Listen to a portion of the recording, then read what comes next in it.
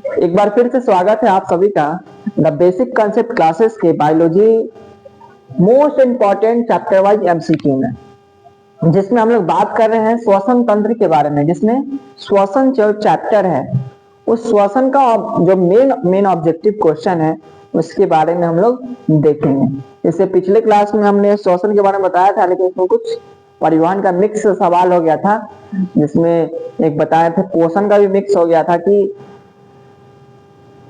कृमि रूपी परिशेषिका किसका हिस्सा है। तो कृमि रूपी परिशेषिका को हम लोग बोलते हैं अपेंडिक्स। क्या बोलते हैं? अपेंडिक्स। जो छोटी आंत के लास्ट में और बड़ी आंत जहां शुरू होता है वहां पे यह एक वेस्टिजियल ऑर्गन है। ठीक है, तो कृमि रूपी परिशेषिका जो होता है वह आपको आहार नाल का भाग है। किसका भाग है? आहार नाल का। तो कृमि रूपी परिशेषिका जो है 9वां दीर्घरोम है। ठीक है, और 9वां बड़ी आंत के अंदर पाया जाता है, बल्कि बड़ी आंत के जैसे शुरू होता है उससे पहले यह एक छोटा सा अंग है। ठीक है, चलिए आगे बढ़ते हैं।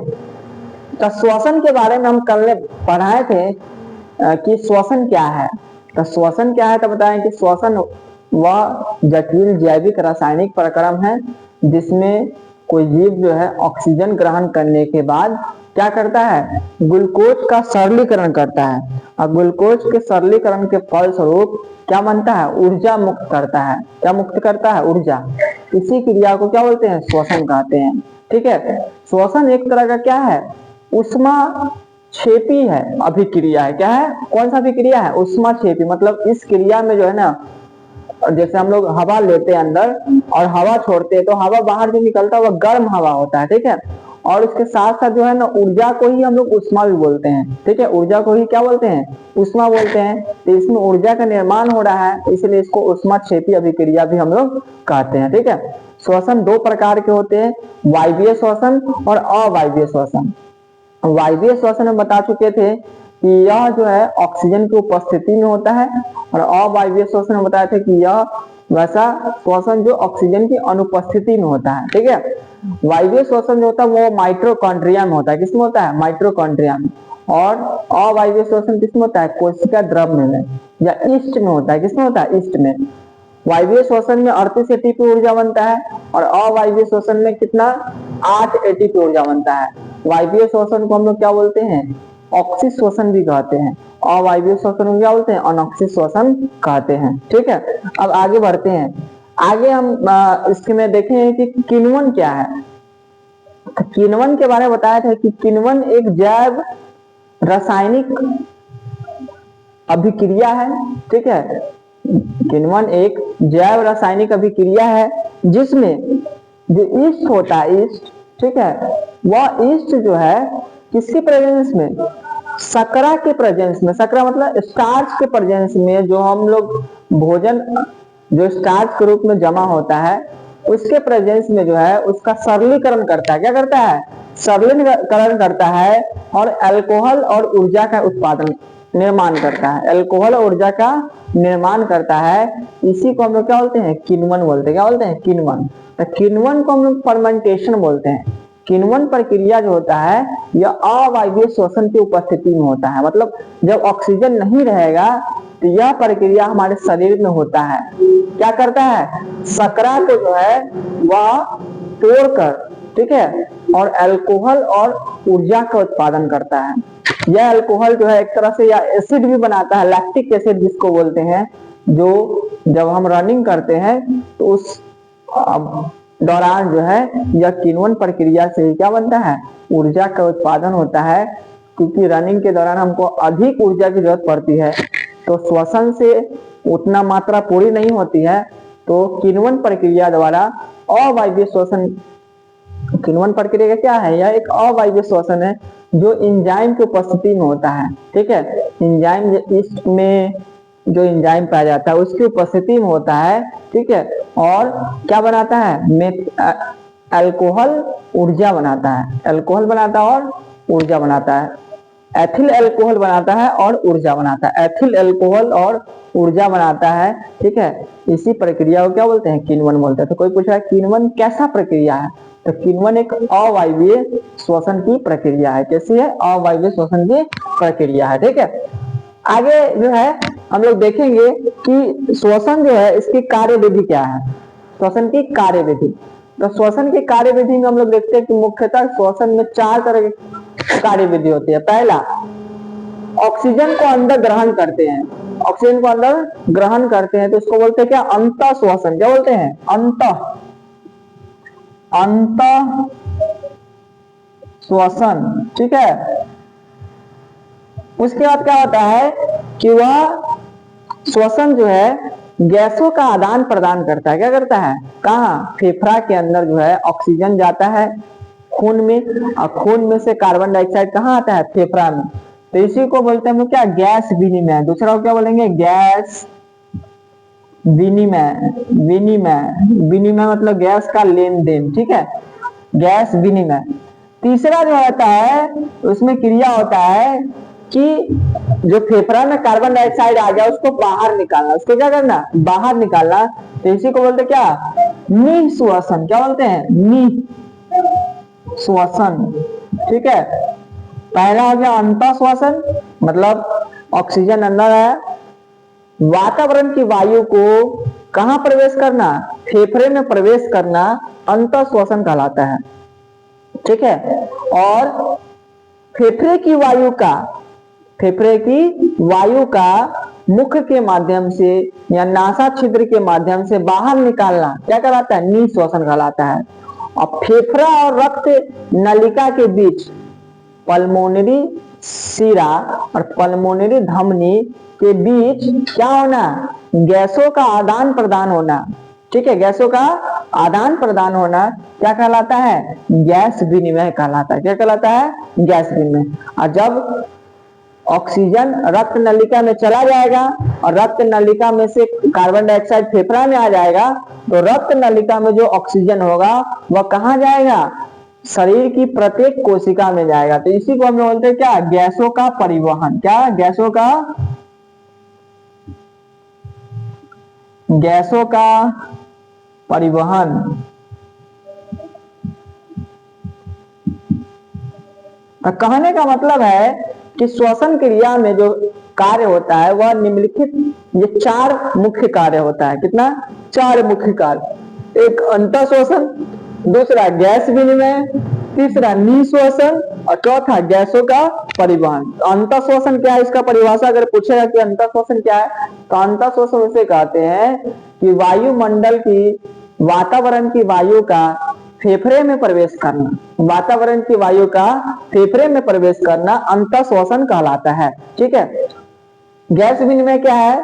तो फेफड़े और रक्त नलिका के बीच, फेफड़े और रक्त नलिका के बीच क्या होना? गैसों का आदान प्रदान होना, गैसों का लेन देन होना गैस विनिमय कहलाता है। ठीक है, किसके बीच होता है? पल्मोनरी धमनी और पल्मोनरी शिरा के बीच।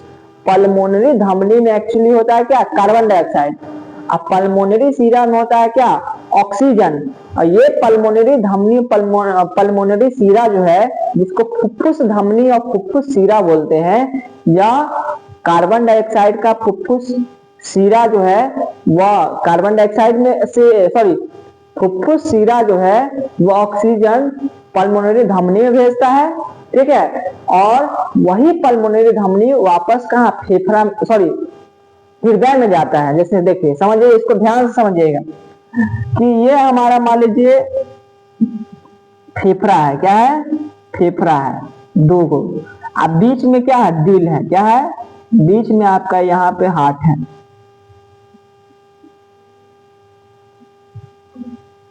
तो इसमें 2 कर्व पाइप है, एक है पल्मोनरी धमनी,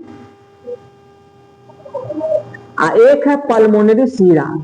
क्या है? पल्मोनरी शिरा। ठीक है, एक पल्मोनरी धमनी है, एक पल्मोनरी शिरा है। तो जो पल्मोनरी धमनी है उसमें होता है कार्बन डाइऑक्साइड। पल्मोनरी धमनी में क्या होता है? कार्बन डाइऑक्साइड होता है। अब पल्मोनरी शिरा में क्या होता है? ऑक्सीजन होता है। क्या होता है? ऑक्सीजन होता है। पल्मोनरी शिरा में ऑक्सीजन होता है। पल्मोनरी शिरा में क्या होगा? ऑक्सीजन होगा। ठीक है। अब पल्मोनरी धमनी में क्या होगा, पल्मोनरी धमनी में क्या होगा, कार्बन डाइऑक्साइड। तो ये दोनों आपस में क्या करेगा, लेन देन करेगा। क्या करेगा, लेन देन करेगा। कैसे लेन देन करेगा, तो यहां से फेफड़ा में जब आएगा ऑक्सीजन, तो ये फेफड़ा में ऑक्सीजन जो है ना, ये पल्मोनरी धमनी को देगा। किसको देगा, पल्मोनरी धमनी को। और ये पल्मोनरी धमनी जो है कार्बन डाइऑक्साइड कहाँ देगा, हृदय को। और फिर हृदय जो है पंप करके, पल्मोनरी धमनी जो है यह पंप करके बाहर निकाल देगा। अब पल्मोनरी सीरा जो है, फिर से ध्यान से समझिएगा, फेफड़ा के अंदर दो धमनी होता, एक धमनी होता है, एक सीरा होता है। एक धमनी को पल्मोनरी धमनी बोलते हैं, एक को पल्मोनरी सीरा बोलते हैं। पल्मोनरी धमनी में कार्बन डाइऑक्साइड होता है, और पल्मोनरी सीरा में जो होता है ऑक्सीजन होता है। तो पल्मोनरी सीरा जो ऑक्सीजन को कहाँ, धमनी में देता है। किसमें देता है, धमनी में। और वह धमनी जो है पूरे कोशिका तक ले जाता है। ठीक है। अब पल्मोनरी जो धमनी है, ठीक है, वह कार्बन डाइऑक्साइड किसको देता है, फेफड़ा में देता है। और फेफड़ा में जो है वह बाहर उसको निकाल देता है। तो अंतःश्वसन जो होता है, वातावरण की वायु का फेफड़े में प्रवेश करना अंतःश्वसन कराता है। निःश्वसन फेफड़े की वायु का नाक छिद्र द्वारा बाहर निकालना। फेफड़े की वायु का, फेफड़े के अंदर कौन वायु बाहर निकलेगा, कार्बन डाइऑक्साइड। तो कार्बन डाइऑक्साइड को बाहर निकालना क्या कहलाता है, निःश्वसन। ऐसी फेफड़े के अंदर पल्मोनरी धमनी पल्मोनरी सीरा के बीच क्या होना, ऑक्सीजन और कार्बन डाइऑक्साइड का लेन देन होना क्या कहलाता है, गैस विनिमय कहलाता है। अब जब गैस विनिमय हो जाएगा, धमनी में ऑक्सीजन चला जाएगा। देखिए धमनी अलग है, पल्मोनरी धमनी अलग है, ध्यान रखिएगा। धमनी में ऑक्सीजन होता है, अब पल्मोनरी धमनी में कार्बन डाइऑक्साइड होता है। ठीक है। उसी तरह सीरा में कार्बन डाइऑक्साइड होता है, अब पल्मोनरी सीरा में ऑक्सीजन होता है। ठीक है। तो ये जो है काफी जो है जटिल दिखने में लग रहा है। तो गैस का परिवहन कैसे होता है कि धमनी में जैसे ऑक्सीजन चला गया, तो वो धमनी क्या करेगा, उस ऑक्सीजन को, धमनी में होता है ब्लड, ब्लड के अंदर हीमोग्लोबिन होता है। हीमोग्लोबिन उस ऑक्सीजन को ग्रहण करके प्रत्येक कोशिका में ले जाएगा। तो इसी को हम लोग कहते हैं क्या, गैसों का परिवहन। क्या बोलते हैं, गैसों का परिवहन। तो ये सारा क्रिया कौन, किसके दौरान होता है, श्वसन क्रिया के दौरान होता है। अगर श्वसन नहीं होगा तो ये क्रिया नहीं होगा। ठीक है। इसलिए हम लोग जो सांस लेते हैं तो ये चारों क्रिया होता है। चलिए अब हम लोग आते हैं सवाल पे, 51 नंबर सवाल पे, ऑब्जेक्टिव सवाल पे। तो आज बता दिए किण्वन क्या है और श्वसन की क्रिया विधि क्या है। ठीक है। क्रैब साइकिल क्या होता है, तो क्रैब साइकिल भी एक तरह का क्या है, श्वसन, वायवीय श्वसन है। क्या है, क्रैब साइकिल वायवीय श्वसन का एक ही चक्र है। क्रैब साइकिल वायवीय श्वसन का ही एक चक्र है जो माइटोकॉन्ड्रिया में होता है। कहाँ होता है, माइटोकॉन्ड्रिया में। ठीक है। तो क्रैब साइकिल क्या है, तो यह एक वायवीय श्वसन का चक्र है जो माइटोकॉन्ड्रिया में होता है। ठीक है। ऑब्जेक्टिव में सवाल देखते हैं, श्वसन किस प्रकार की रासायनिक अभिक्रिया है। तो अभी बताएं कि श्वसन किस प्रकार का रासायनिक अभिक्रिया है। और उपचयन, ऊष्माक्षेपी, संयोजन, अपचयन। तो यह ऊष्माक्षेपी होता है। कैसा होता है, ऊष्माक्षेपी, क्योंकि इसमें ऊर्जा का निर्माण हो रहा है इसीलिए ऊष्माक्षेपी। ऊर्जा का खपत होगा तो उसको बोलते ऊष्माशोषी बोलते हैं। क्या बोलते हैं, ऊष्माशोषी। तो ये ऊर्जा का निर्माण हो रहा है तो क्या होगा, ऊष्माक्षेपी। तो इसमें हम लोग केमिस्ट्री में पढ़ते हैं कि ऊष्माक्षेपी अभिक्रिया क्या है और ऊष्माशोषी अभिक्रिया क्या है। तो ऊष्माक्षेपी अभिक्रिया क्या, वैसा रासायनिक अभिक्रिया जिसमें ऊष्मा का निर्माण होता है उसे ऊष्माक्षेपी अभिक्रिया कहते हैं। वैसा रासायनिक अभिक्रिया जिसमें ऊष्मा या ऊर्जा की खपत होती है, ठीक है, उसे हम लोग क्या कहते हैं, ऊष्माशोषी अभिक्रिया कहते हैं। ठीक है। तो श्वसन किस प्रकार का है, ऊष्माक्षेपी। अगला 52 नंबर सवाल, ग्लाइकोलाइसिस होता है, ग्लाइकोलाइसिस कहाँ होता है। ठीक है।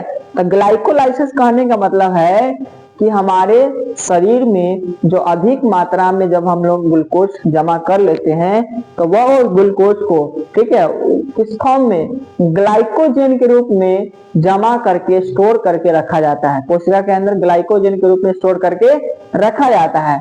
और जब जरूरत पड़ता है तो उस ग्लाइकोजन को तोड़ा जाता है, तो उसी को ग्लाइकोलाइसिस बोलते हैं। ग्लाइकोजन को तोड़ना ही क्या कहलाता है? ग्लाइकोलाइसिस कहलाता है। तो ये ग्लाइकोलाइसिस जो है कहाँ होता है? माइटोकॉन्ड्रिया में, कोशिका द्रव्य में, गोल्जी कॉम्प्लेक्स में या क्लोरोप्लास्ट में। तो क्लोरोप्लास्ट में तो नहीं होगा, गोल्जी कॉम्प्लेक्स में भी नहीं होगा, तो ग्लाइकोलाइसिस कहाँ होगा?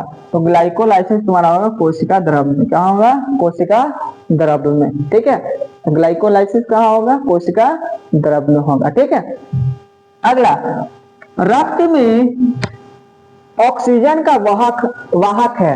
रक्त में ऑक्सीजन का वाहक कौन है? वसा, हार्मोन, हीमोग्लोबिन, कार्बोहाइड्रेट। तो रक्त में ऑक्सीजन का वाहक तुम्हारा कौन है? हीमोग्लोबिन है। कौन है? हीमोग्लोबिन। ठीक है, हीमोग्लोबिन किसमें पाया जाता है? WBC में, रक्त में, खून में, जिसका काम क्या? ऑक्सीजन का वहन करना। 54 नंबर सवाल, किण्वन किस क्रिया पाई जाती है? किण्वन क्रिया पाई जाती है, किसमें पाई जाती है किण्वन क्रिया? तो किण्वन क्रिया जो है अमीबा में नहीं, हाइड्रा में नहीं, ईस्ट में पाया जाता है। किसमें पाया जाता है? ईस्ट में। ईस्ट जो होता है, जो हम लोग इसका इस्तेमाल जो है ब्रेड बनाने में करते हैं, इसी ईस्ट में जो है ना किण्वन क्रिया होता है, फर्मेंटेशन क्रिया से होता है। ठीक है, ईस्ट में। ठीक है, अगला, ट्रैकिया किस जीव का अंग है? ट्रैकिया किस जीव का अंग है? तो हाइड्रा जो है इसमें क्या ट्रैकिया पाया जाएगा? नहीं। स्टारफिश में नहीं, क्योंकि ये स्टारफिश कैसा है? ये पॉरीफेरेंस है। कैसा है? पॉरीफेरेंस। कॉकरोच, हाँ, कॉकरोच में ट्रैकिया पाया जाता है। कॉकरोच में क्या? ट्रैकिया पाया जाता है। तो ट्रैकिया किसका हिस्सा होगा? इसमें कॉकरोच का होगा। किसका? कॉकरोच का। 56 नंबर सवाल, एक स्वच्छ मनुष्य में प्रकुंचन और अनुसिंथलन दाब होता है। तो देखिए, प्रकुंचन और अनुसिंथलन क्या है? तो जब रक्त परिसंचरण तंत्र में रक्त का दाब जब 120 mmHg के बराबर हो जाएगा, 120 mmHg के बराबर हो जाएगा, तो उसी को हम लोग प्रकुंचन दाब बोलते हैं या प्रकुंचन बोलते हैं। ठीक है, प्रकुंचन को हम लोग बोलते हैं क्या? सिस्टोलिक। क्या बोलते हैं? सिस्टोलिक। इसी को सिस्टोलिक प्रेशर बोलते हैं। क्या बोलते हैं? तो सिस्टोलिक प्रेशर को बोलते हैं क्या? प्रकुंचन दाब। अनुसिंथलन क्या होता है? तो जब रक्त परिसंचरण तंत्र में रक्त का दाब जो है कितना हो जाए? 80 mmHg हो जाए। कितना हो जाए? 80 mmHg हो जाए, तो उसको हम लोग बोलते हैं क्या? अनुसिंथलन दाब बोलते हैं। 80 mmHg पारा के बराबर अगर हो जाएगा तो उसको क्या बोलेंगे? अनुसिंथलन। इसी को बोलते हैं क्या? डायस्टोलिक प्रेशर बोलते हैं। क्या बोलते हैं? Diastolic pressure. तो सिस्टोलिक प्रेशर कितना के बराबर? 120, और डायस्टोलिक कितना? 80। ठीक है, तो 120/80 इसका आंसर हो जाएगा। तो एक स्वच्छ मनुष्य में प्रकुंचन और अनुसिंथलन दाब कितना होगा? 120/80। ठीक है, 57 नंबर सवाल, पाइरुवेट के विखंडन से कार्बन डाइऑक्साइड, जल तथा ऊर्जा देता है। पाइरुवेट का विखंडन होता है। क्या होता है? पाइरुवेट का विखंडन होता है। तो उस पाइरुवेट के विखंडन से जो है क्या बनता है? कार्बन डाइऑक्साइड बनता है। ठीक है, जल बनता है और ऊर्जा देता है। यह क्रिया होती है, कैसी होती है? तो यह क्रिया जो है तुम्हारा माइटोकॉन्ड्रिया में होता है। कहाँ होता है? माइटोकॉन्ड्रिया में। तो याद रखिएगा कि ग्लाइकोलाइसिस कोशिका द्रव्य में होता है, ऑक्सीजन की अनुपस्थिति में। ठीक है, और पाइरुवेट का विखंडन जो होता है माइटोकॉन्ड्रिया में होता है, ऑक्सीजन की उपस्थिति में। ठीक है, 58 नंबर सवाल, दही के जमने में कौन सी क्रिया होती है? दही के जमने में कौन सी क्रिया होती है? तो दही का जमना कौन सा क्रिया होगा? किण्वन क्रिया होगा, फर्मेंटेशन क्रिया होगा। ठीक है, बहुत सारा जो कह सकते हैं ड्रिंक जो बनता है, अल्कोहल जो बनता है, उस अल्कोहल को बनाने में भी कौन सा क्रिया होता है? किण्वन क्रिया होता है। शराब के निर्माण में किण्वन क्रिया से होता है। जो हम लोग आम भाषा में जो तारी जो देखते हैं, तारी, वो भी किस क्रिया से बनता है? किण्वन क्रिया से बनता है। और दही का जमना भी कौन सा क्रिया? किण्वन क्रिया। किण्वन कैसा क्रिया है? यह एक अवायवीय श्वसन है जो एंजाइम की उपस्थिति में ईस्ट के द्वारा क्या किया जाता है? शकरा को विखंडित करके, शकरा का सरलीकरण करके, शकरा मतलब स्टार्च का सरलीकरण करके ऊर्जा और एथिल अल्कोहल का निर्माण होता है। एथिल अल्कोहल और ऊर्जा का निर्माण होता है, इसी क्रिया को क्या बोलते हैं? किण्वन बोलते हैं। ठीक है, ये इंपॉर्टेंट सवाल है, किण्वन। ठीक है, आ सकता है। 59 नंबर सवाल, निम्नलिखित में किस कोशिका का ऊर्जा मुद्रा के रूप में जाना जाता है? किसको ऊर्जा मुद्रा? ऊर्जा मुद्रा मतलब ऊर्जा का मुद्रा के रूप में जाना जाता है। तो हम लोग जानते हैं एडीपी नहीं, डीटीपी नहीं, पीडीपी नहीं, एटीपी को। किसको? एटीपी को ही हम लोग क्या ऊर्जा मुद्रा के रूप में जानते हैं। ठीक है। 50वां सवाल, मछलियां किस अंग के द्वारा श्वसन करती है? तो मछली जो है किस अंग के द्वारा? मछली में फेफड़ा से होता है? नहीं। त्वचा से? नहीं। ट्रैकिया से? नहीं। मछली किससे लेता है? गिल्स से श्वसन करता है। ठीक है, तो ये जो है श्वसन का कुछ सवाल है, इसको आप लोग देखिएगा और समझने का कोशिश करिएगा। ठीक है, चलिए आज के लिए धन्यवाद।